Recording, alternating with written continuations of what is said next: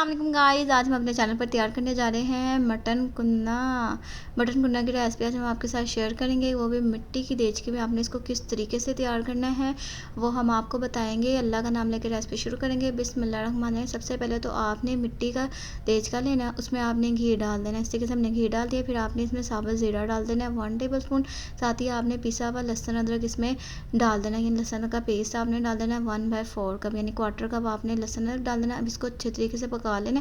जैसे लहसुन अदरक पक जाएगा फिर आपने इसमें मटन को ऐड कर देना है। 2 kg आपने मटन लेना है, वो आपने इसमें ऐड कर देना है। और साथ ही आपने इसको मिक्स करने के बाद इसमें लाल मिर्च, हल्दी और नमक को ऐड कर देना है।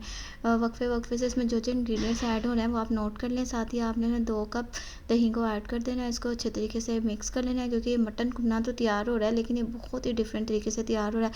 अब आपने 25 मिनट्स के लिए इसको कवर करके रख देना है। जब ये हाफ डन हो जाएगा फिर आपने इसमें टमाटर को ऐड करना है।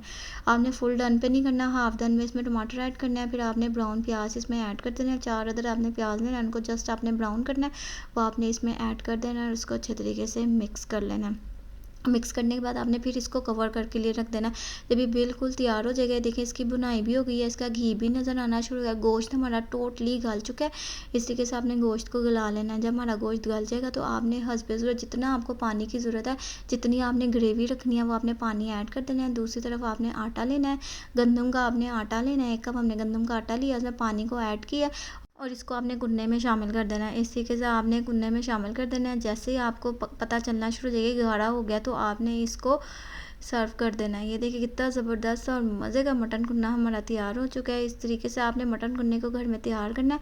आपने देखा होगा कि हमने कितने डिफरेंट तरीके से इसको तैयार किया है। हमने मटन कुन्ने की रेसिपी पहले भी आपके साथ शेयर की है, ये वाली भी आपके साथ शेयर किया। आपने दोनों को ट्राई करना है और हमें ज़रूर बताना है। नेक्स्ट टाइम और मज़ेदार रेसिपी से हाजिर होंगे। अल्लाह हाफिज़।